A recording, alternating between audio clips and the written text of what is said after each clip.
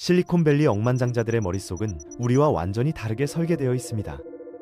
그들은 단순히 문제를 잘 푸는 사람이 아니라 세상에 존재하지 않던 문제를 만들고 그걸 해결하는 방식으로 부를 창출하죠.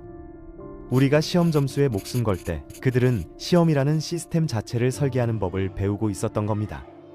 지금 이 순간에도 전 세계 부의 절반 이상이 단 1%의 손에 집중되고 있는데, 그 중에서도 진짜 판을 뒤집는 사람들은 0.1%에 불과하거든요.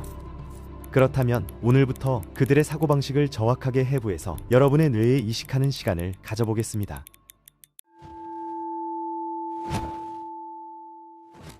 우리 교육 시스템에는 치명적인 결함이 하나 있습니다. 바로 평생 동안 우리를 수동적인 존재로 만들어버린다는 거죠. 학교에서 배우는 모든 것은 결국 누군가 정해놓은 답을 찾는 훈련입니다. 객관식 문제를 풀고 교과서에 나온 공식을 암기하고 선생님이 원하는 답을 맞히는 것에 익숙해지는 거예요. 이런 방식으로 키워진 사람들은 성인이 되어서도 여전히 정답을 찾으려고만 하죠. 어떤 직장이 안정적인지, 어떤 투자가 확실한지, 어떤 선택이 실패하지 않을지 끊임없이 외부의 기준을 찾아 헤맵니다. 하지만 여기서 핵심을 놓치고 있어요. 진짜 부자들은 정답을 찾는 사람이 아니라 문제 자체를 설계하는 사람들이거든요. 그들은 게임의 규칙을 따르는 플레이어가 아니라 게임 자체를 만드는 개발자입니다. 이걸 쉽게 설명하기 위해 두 가지 인간 유형을 구분해 볼게요. 첫 번째는 글라이더형 인간입니다. 글라이더는 동력 없이 바람을 타고 나는 비행체죠. 엄청난 기술과 노력이 필요하지만 결국 바람이라는 외부 조건에 의존할 수밖에 없어요. 이런 사람들은 주어진 시스템 안에서 최고가 되려고 노력합니다. 명문대 입학, 대기업 취업, 전문직 자격증 취득처럼 이미 존재하는 기준에서 높은 점수를 받는 것에 집중하죠. 물론 이것도 대단한 성취입니다. 하지만 아무리 뛰어난 글라이더라도 바람이 멈추면 추락할 수밖에 없거든요. 시스템이 바뀌면, 산업이 사라지면, 기준이 달라지면 그들의 가치는 순식간에 무너집니다. 반면 비행기형 인간은 완전히 다릅니다. 이들은 자체 동력을 가지고 있어서 바람과 상관없이 원하는 방향으로 날아갈 수 있죠. 기존 시스템에 적응하는 것이 아니라 새로운 시스템을 만들어냅니다. 일론 머스크가 전기차 시장을 창조했을 때 기존 자동차 회사들은 여전히 내연기관 엔진을 개선하는 데 집중하고 있었어요. 넷플릭스가 스트리밍 서비스를 시작했을 때 비디오 대여점들은 연체료를 더 효율적으로 받는 방법을 고민하고 있었죠. 이게 바로 글라이더와 비행기의 차이입니다. 한쪽은 기존 게임을 더 잘하려고 노력하고 다른 한쪽은 아예 새로운 게임을 만들어버리는 거예요. 그렇다면 어떻게 비행기형 인간으로 전환할 수 있을까요? 가장 먼저 해야 할 것은 세상을 바라보는 관점을 완전히 뒤집는 겁니다. 지금 여러분이 당연하다고 생각하는 모든 것들, 하루 8시간 근무, 주 5일 출근, 정년까지 한 회사에 다니는 것, 집을 사려면 대출을 받아야 한다는 것, 이 모든 게 사실은 누군가에 의해 설계된 시스템이라는 걸 인식해야 합니다. 돈이라는 개념도 마찬가지예요. 종이나 디지털 숫자에 불과한데 왜 이렇게 큰 가치를 가질까요? 왜냐하면 누군가 그렇게 설계했기 때문이죠. 중요한 건 이 시스템을 만든 사람들이 가장 큰 이익을 가져간다는 사실입니다. 신용카드 시스템을 생각해보세요. 소비자는 물건을 사고 가맹점은 수수료를 내고 카드사는 그 수수료로 수익을 냅니다. 누가 이 시스템을 설계했을까요? 당연히 카드사죠. 그들은 게임의 룰을 만들었고 그 룰 안에서 모든 참여자가 움직이게 만들었습니다. 유튜브도 마찬가지예요. 창작자들은 콘텐츠를 만들고 시청자들은 광고를 보고 유튜브는 그 사이에서 막대한 수익을 가져가죠. 이게 바로 설계자의 힘입니다. 플랫폼을 만든 사람이 가장 큰 파일을 가져가는 거예요. 그렇다면 여러분은 어떤 선택을 하시겠습니까? 평생 누군가 만든 시스템의 부품으로 살 건가요? 아니면 자신만의 시스템을 설계하는 사람이 될 건가요? 여기서 핵심은 거창한 발명을 하라는 게 아닙니다. 작은 것부터 시작하면 돼요. 중요한 건 주어진 것을 그대로 받아들이지 않고 끊임없이 질문을 던지는 습관을 기르는 겁니다.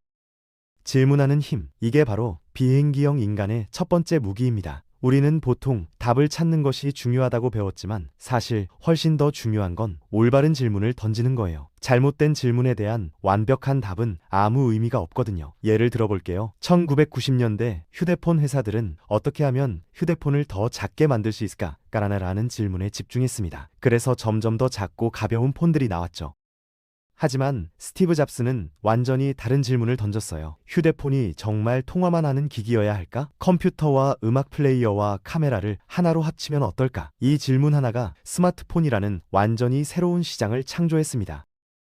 질문을 잘 던지려면 당연한 것을 의심하는 연습부터 시작해야 합니다. 왜 대학을 나와야 좋은 직장을 구할 수 있을까? 정말 그럴까요? 요즘은 독학으로 프로그래밍을 배워서 실리콘밸리 기업에 취직하는 사람들도 많거든요. 왜 주식은 낮에만 거래할까? 암호화폐 시장은 24시간 열려 있는데 말이죠. 왜 음악을 소유하는 방식으로 사야 할까? 스포티파이는 구독 모델로 이 질문에 답했습니다. 이렇게 당연해 보이는 것들을 하나씩 의심하다 보면 어느 순간 완전히 새로운 관점이 열리기 시작해요. 그런데 여기서 더 중요한 게 있습니다. 단순히 질문만 던진다고 해서 좋은 아이디어가 나오는 건 아니거든요. 질문을 던진 후에 내가 스스로 답을 찾도록 만드는 환경을 조성해야 합니다. 이게 두 번째 핵심인데 대부분의 사람들이 이 부분을 완전히 오해하고 있어요. 우리는 좋은 아이디어를 얻으려면 책상 앞에 앉아서 끙끙대며 머리를 짜내야 한다고 생각하죠. 하지만 실제로는 정반대입니다. 최고의 아이디어는 샤워할 때, 산책할 때, 잠들기 직전에 나타나거든요. 과학적으로도 증명된 사실입니다. 우리 뇌에는 디폴트 모드 네트워크라는 게 있는데 이건 아무것도 하지 않을 때 활성화되는 신경망이에요. 이 상태에서 뇌는 서로 관련 없어 보이는 정보들을 연결하고 새로운 패턴을 발견하고 창의적인 해결책을 만들어냅니다. 그래서 천재들은 의도적으로 멍 때리는 시간을 만들어요. 빌 게이츠는 매년 일주일씩 혼자 산장에 가서 아무것도 하지 않는 생각 주간을 가진다고 하죠. 이 시간 동안 그는 책을 읽고 산책하고 그냥 멍하니 있습니다. 그리고 이 시간에 마이크로소프트의 미래를 결정하는 중요한 통찰들이 떠오른다고 해요. 실전에서 어떻게 적용할 수 있을까요? 먼저 해결하고 싶은 문제나 고민을 명확하게 정의하세요. 그리고 그 문제에 대해 충분히 생각한 후 의도적으로 그 문제에서 멀어지는 겁니다. 다른 일을 하거나 산책을 하거나 운동을 하거나 심지어 낮잠을 자도 좋아요. 핵심은 문제를 붙잡고 있지 않는 거예요. 그러면 여러분의 무의식이 알아서 그 문제를 계속 처리합니다. 몇 시간 후 혹은 다음날 아침에 다시 그 문제를 보면 놀랍게도 훨씬 명확한 답이 보이기 시작할 거예요. 여기서 세 번째 원칙이 등장합니다. 바로 망각의 힘을 활용하는 거예요. 이상하게 들릴 수도 있는데 사실 망각은 창의성의 핵심 요소입니다. 우리 뇌는 모든 걸 기억하려고 하면 오히려 중요한 것에 집중할 수 없거든요. 똑똑한 사람이 더 많이 기억하는 게 아니라 중요하지 않은 걸 효율적으로 잊어버리는 사람이에요. 스티브 잡스가 집중이란 하고 싶은 일에 예스라고 말하는 게 아니라 수백 가지 다른 좋은 아이디어에 노라고 말하는 것이라고 한 이유가 여기 있습니다. 실제로 해볼 수 있는 방법이 있어요. 하루가 끝날 때 그날 배운 것이나 생각한 것 중에서 정말 중요한 것 5가지만 적어보세요. 나머지는 과감하게 버리는 겁니다. 처음에는 불안할 수 있어요. 중요한 정보를 놓칠 것 같다는 생각이 들거든요. 하지만 신기하게도 정말 중요한 것은 우리의 무의식이 알아서 붙잡고 있습니다. 그리고 불필요한 정보들이 사라지면 남은 중요한 정보들 사이에서 새로운 연결고리가 보이기 시작해요. 이게 바로 통찰의 순간입니다. 그런데 여기까지 이해했다고 해서 끝이 아닙니다. 실제로 이 원칙들을 삶에 적용하려면 한 가지 더 알아야 할 게 있어요. 바로 문제를 해결하는 것이 아니라 문제를 정의하는 능력입니다. 대부분의 사람들은 주어진 문제를 풀려고만 하죠. 하지만 비행기형 인간은 그 문제가 정말 풀어야 할 문제인지부터 다시 생각합니다. 예를 들어볼게요. 20세기 초반 자동차가 처음 나왔을 때 사람들이 고민한 문제는 어떻게 하면 말보다 빠른 자동차를 만들 수 있을까 였습니다. 하지만 헨리 포드는 다른 질문을 던졌어요. 어떻게 하면 모든 사람이 자동차를 가질 수 있을까? 이 질문은 완전히 다른 해결책으로 이어졌죠. 속도를 높이는 게 아니라 가격을 낮추는 대량 생산 시스템을 만든 겁니다. 넷플릭스 창업자 리드 헤이스팅스의 이야기도 비슷합니다. 블록버스터에서 비디오를 빌렸다가 연체료로 $40를 냈을 때 대부분의 사람들은 다음엔 제때 반납해야지 라고 생각했을 거예요. 하지만 헤이스팅스는 왜 연체료라는 시스템이 존재할까? 이걸 없앨 수는 없을까? 라고 질문했습니다. 그 결과 구독 기반 모델이 탄생했고 결국 넷플릭스는 블록버스터를 파산시켰죠. 문제를 다르게 정의하는 순간 완전히 새로운 산업이 만들어질 수 있는 겁니다. 그럼 어떻게 문제를 다시 정의할 수 있을까요? 첫 번째 방법은 한 단계 뒤로 물러서는 겁니다. 누군가 이 계단을 더 빨리 오르는 방법이 뭘까라고 묻는다면 한 단계 뒤로 가서 왜 이 계단을 올라야 하지? 엘리베이터를 설치하면 안 될까? 라고 생각해 보는 거예요.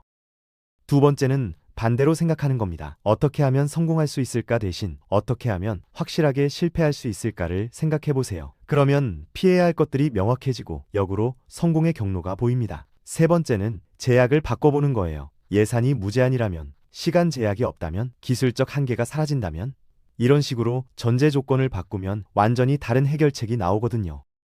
이 모든 사고법을 종합해보면 결국 하나의 핵심으로 귀결됩니다. 세상은 고정된 것이 아니라 끊임없이 재설계 가능한 것이라는 관점이죠. 여러분이 지금 당연하다고 생각하는 모든 것들, 직장 문화, 교육 시스템, 돈을 버는 방법, 이 모든 게 사실은 누군가 설계한 것이고 따라서 다시 설계될 수 있습니다. 그리고 그 재설계를 하는 사람이 다음 시대의 부를 가져가게 되는 거예요.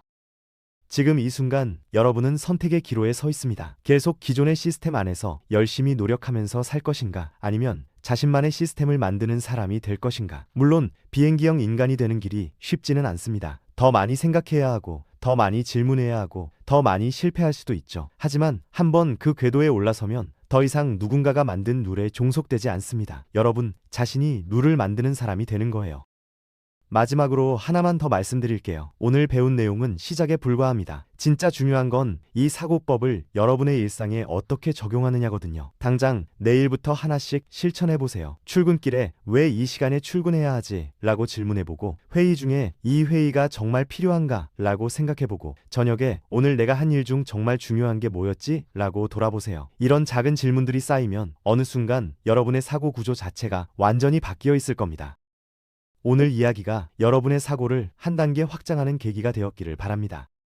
기억하세요. 여러분은 이미 변화할 준비가 되어 있어요. 이제 필요한 건 첫 번째 질문을 던지는 용기뿐입니다. 도움이 되셨다면 좋아요와 구독 부탁드립니다. 다음에 또 만나요.